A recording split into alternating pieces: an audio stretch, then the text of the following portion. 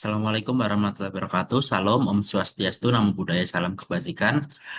Izin saya mempresentasikan tugas akhir semester pada mata kuliah Manajemen Keuangan 2, di mana pada tugas UAS ini diminta untuk meresum jurnal terkait jurnal yang saya pilih ya, terkait dengan kebijakan dividen di Bursa Efek Indonesia pada perusahaan kelompok LQ45 yang jurnal tersebut disusun oleh Bu Sri Hasnawati dari Universitas Lampung tahun 2017. Dan izinkan saya memperkenalkan diri terlebih dahulu. Izin saya Koko Widnatama Putra, nomor induk mahasiswa 240301020766. Jadi terkait dengan latar belakang kenapa jurnal ini muncul, penelitian yang telah dibuat oleh Ibu Sri Hasnawati kenapa muncul? Karena seperti yang kita ketahui, kebijakan dividen itu merupakan salah satu keputusan strategis dalam manajemen keuangan perusahaan karena berkaitan langsung dengan alokasi laba yang dihasilkan oleh perusahaan. Apakah laba tersebut akan dibagikan kepada pemegang saham dalam bentuk dividen atau ditahan terlebih dahulu sebagai sumber pendanaan internal dari perusahaan untuk membiayai investasi di perusahaan tersebut. Nah, keputusan itu tidak hanya berdampak pada keberlanjutan operasional dan pertumbuhan dari perusahaan tersebut, tetapi juga mempengaruhi tingkat kepercayaan investor kepada perusahaan tersebut. Nah, hingga saat ini, seperti yang kita ketahui, kebijakan dividen ini masih menjadi isu yang diperdebatkan dalam teori keuangan. Nah, perdebatan tersebut tercermin dari berbagai pandangan terkait dengan dividen, seperti dividen relevan teori yang menyatakan bahwa dividen itu dapat meningkatkan nilai perusahaan dan di terkait teori di dividen irrelevant teori yang menyatakan bahwa kebijakan dividen tidak mempengaruhi nilai perusahaan. Serta ada beberapa saran yang lain atau pendapat yang lain bahwa pembagian dividen seminimal mungkin eh, itu agar dapat labanya dimanfaatkan oleh perusahaan sebagai investasi yang menambah nilai di masa depan sehingga nilai perusahaan tersebut akan naik. Nah, dalam praktiknya, eh, manajemen perusahaan itu dihadapkan pada berbagai konflik kepentingan antara pemegang saham, atau agensi teori atau agensi konflik, serta pemegang saham ini umumnya mengharapkan dividen. Seperti yang kita ketahui bahwa segala sesuatu yang kita udah investkan ke perusahaan tersebut, pastinya kita sebagai seorang investor pengen atau pemegang saham tuh pengen tuh modal tersebut bisa balik ke kita gitu. Nah, di pasar modal di Indonesia, khususnya pada perusahaan yang tergabung dalam indeks LQ45 ini, kebijakan dividen menjadi semakin penting karena perusahaan LQ45 ini merupakan perusahaan dengan tingkat likuiditas saham yang tinggi, kinerja keuangan yang relatif baik, serta tujuan utama dari investor eh itu tuh institusional karena karakteristik dari perusahaan LQ45 itu berpotensi berbeda dengan perusahaan lain karena selain dituntut untuk menjaga pertumbuhan nilai investasi, perusahaan juga diharapkan mampu memberikan dividen yang stabil kepada para pemegang saham, khususnya pemegang pemegang saham yang eh, nilainya itu besar seperti itu. Nah, mungkin ada beberapa faktor yang mempengaruhi eh, dari internal perusahaan tersebut sendiri terkait dengan pemberian dividen, yaitu terkait dengan adanya profitabilitas, adanya peluang investasi, adanya struktur pendanaan atau leverage, likuiditas, dan ukuran perusahaan lainnya. Nah, perusahaan dengan profitabilitas tinggi itu cenderung memiliki kemampuan besar untuk membayar dividen. Sementara perusahaan yang peluang investasinya eh, yang tinggi itu cenderung menahan laba untuk membiayai ekspansi. Nah, di sisi tingkat leverage atau yang biasa kita sebut dengan struktur pendanaan yang tinggi itu membatasi membayar dividen karena perusahaan harus memprioritaskan pemenuhan kewajiban terlebih dahulu kepada kreditor atau eh, dana kepada kita dalam bentuk kewajiban atau utang. Nah, namun eh, di hasil penelitian terdahulu itu terdapat pengaruh faktor-faktor tersebut terhadap kebijakan dividen yang masih menunjukkan temuan yang tidak konsisten, terutama di pasar di pasar berkembang seperti Indonesia ini. Nah, ketidakkonsistenan tersebutlah eh, hasil penelitian serta perbedaan karakteristik pada pasar modal antara negara maju dan negara berkembang menunjukkan adanya research gap yang perlu dikaji lebih lanjut. Oleh karena itu, peneliti, khususnya Bu Sri ini, melakukan penelitian mengenai faktor-faktor yang mempengaruhi kebijakan dividen pada perusahaan kelompok LQ45 yang notabene likuiditasnya itu sangat tinggi, profitabilitasnya itu sangat tinggi, yang kira-kira menjadi relevan dan penting. Nah, penelitian ini diharapkan dapat memberikan pemahaman yang lebih komprehensif kepada para pembaca terkait dengan faktor-faktor yang mempengaruhi pembelian dividen kepada investor. Nah, untuk data-data yang digunakan pada penelitian kali ini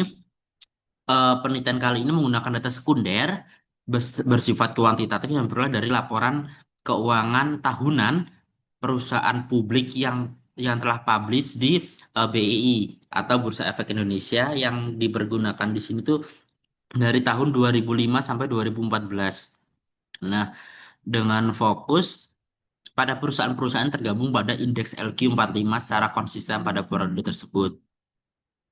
Nah, populasi dalam penelitian itu seluruh perusahaan publik yang tercatat di BEI, namun target yang dibatasi pada perusahaan non perbankan dan juga non lembaga keuangan seperti asuransi atau perusahaan sekuritas. Nah, pembatasan ini dilakukan karena perusahaan sektor keuangan itu memiliki karakteristik struktur modal, relasi serta kebijakan keuangan yang berbeda sehingga berpotensi nanti menghasilkan data yang tidak valid seperti itu.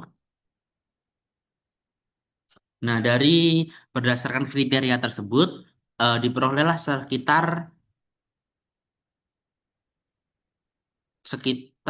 data observasinya itu lengkap dan konsisten tuh diperoleh 297 data observasi yang layak untuk digunakan analisis. Nah, data yang digunakan tersebut memiliki informasi keuangan yang bersumber dari laporan posisi keuangan, laporan laba rugi, atau kemudian ada serta data-data pasar saham pada saat itu. Nah, seluruh data itu kemudian diolah dalam bentuk rasio keuangan. Antara lain variabel yang mencakup terkait dengan kebijakan dividen yang diproduksi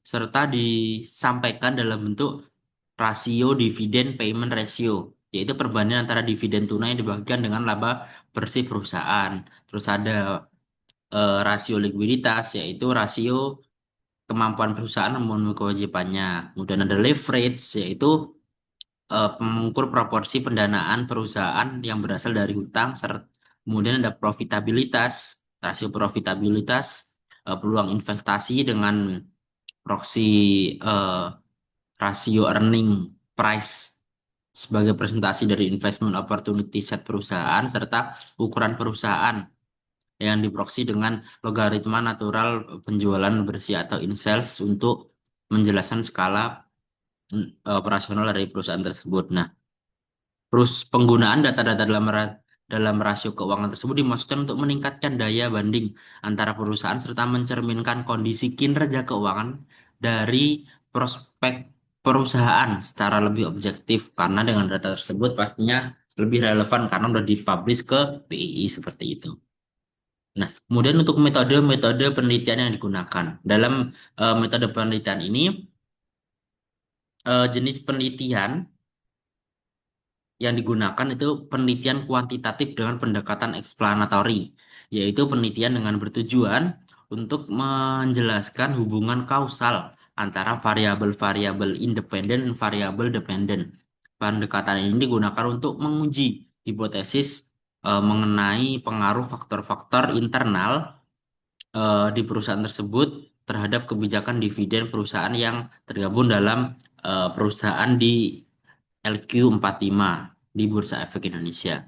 Nah, objeknya apa sih? Objek dari penelitian ini tuh merupakan eh, perusahaan publik non keuangan yang secara konsisten gabung dalam indeks LQ45 di tahun 2000 2005 sampai 2014, yang mana itu dipilih eh, untuk memperoleh gambaran perilaku secara umum bagaimana sih kondisi perusahaan LQ45 di Bursa Efek Indonesia untuk pembagian kebijakan dividen.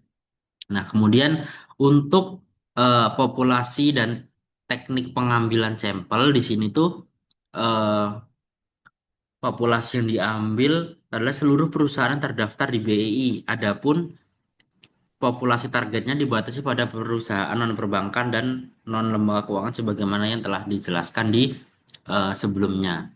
Kemudian untuk teknik pengambilan sampel itu dengan metode purpose sampling dengan kriteria perusahaan tersebut terdapat di BHI dengan LQ45. Kemudian dari data tersebut sesuai dengan kriterianya terdapat 297 data observasi dengan variabel dependennya yaitu variabel kebijakan dividen dengan diproksi dividen payment ratio yaitu kebijakan terkait dengan rasio perbandingan antara dividen tunai yang dibagikan kepada para pemegang saham atau saham pemegang sahamnya itu dengan laba bersih dari perusahaan tersebut. Nah, kemudian variabel independennya yaitu eh, ada likuiditas yang menggunakan cash ratio, leverage dengan rasio debt to total asset, profitabilitas dengan ROI, return on investment, peluang investasi dengan rasio earning price ratio dan ukuran perusahaan dengan rasio in sales. Nah, sebelum dilakukan analisis, itu dilakukan adanya uji klasik, normalitas multikolinearitas dan autokorelasi dengan memastikan model menggunakan kriteria dari Blue. Seperti itu. Nah, kemudian terkait dengan hasil dari penelitian yang telah dilakukan oleh Ibu Sri ini menunjukkan bahwa secara simultan seluruh variabel independen itu berpengaruh signifikan terhadap kebijakan dividen secara parsial. Nah, dari yang pertama terkait dengan investasi dan leverage itu berpengaruh negatif terhadap kebijakan dividen yang artinya bahwa peningkatan investasi dan hutang itu menyebabkan penurunan pembayaran dari dividen tersebut. Nah, kemudian terkait yang hasil yang kedua itu profitabilitas itu berpengaruh positif terhadap pembagian dividen dan sifatnya itu signifikan sehingga semakin tinggi laba perusahaan artinya semakin besar pula dividen dibagikan oleh perusahaan karena mereka menganggap bahwa hasil dari investasi oleh dari pemegang saham itu memberikan dampak yang positif terhadap laba dari perusahaan yang sehingga laba tersebut akan dibagikan kepada para pemegang saham dalam bentuk dividen. Dan yang selanjutnya eh, hasil yang selanjutnya yaitu terkait dengan likuiditas.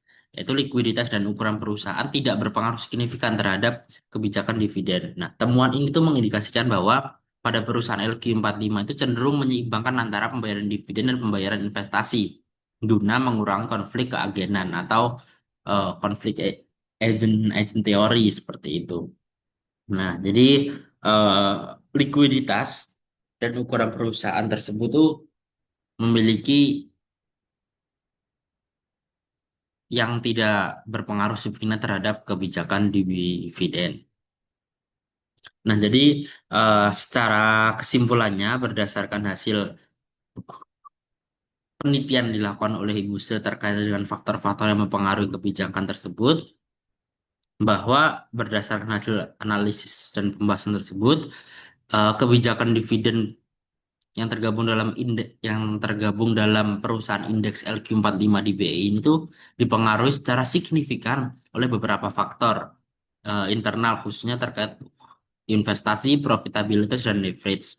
Nah, investasi dan leverage ini terbukti memiliki pengaruh negatif terhadap kebijakan dividen yang menunjukkan bahwa semakin besar kebutuhan investasi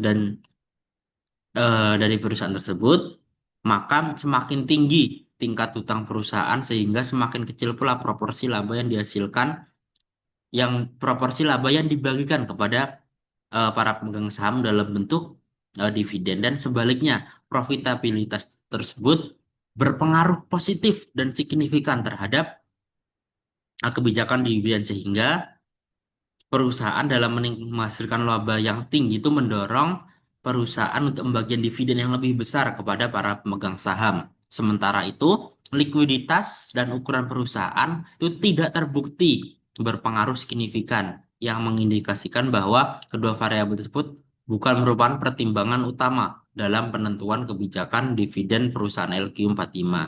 Nah, jadi dari temuan penelitian itu tuh menunjukkan bahwa kebijakan dividen perusahaan LQ45 itu mencerminkan penerapan signaling teori dan eh, clientele teori, di mana dividen itu digunakan sebagai sarana pemberian sinyal positif kepada investor sekaligus memenuhi preferensi kelompok pemegang saham,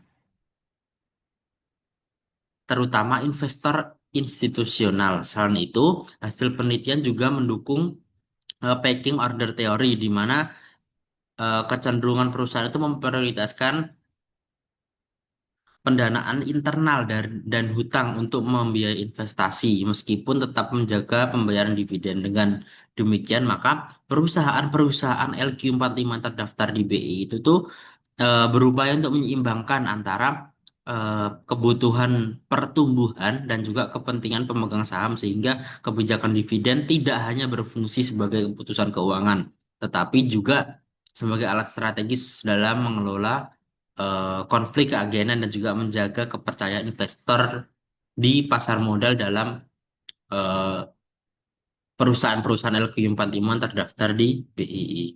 Mungkin cukup sekian yang dapat saya sampaikan, kurang lebihnya saya mohon maaf.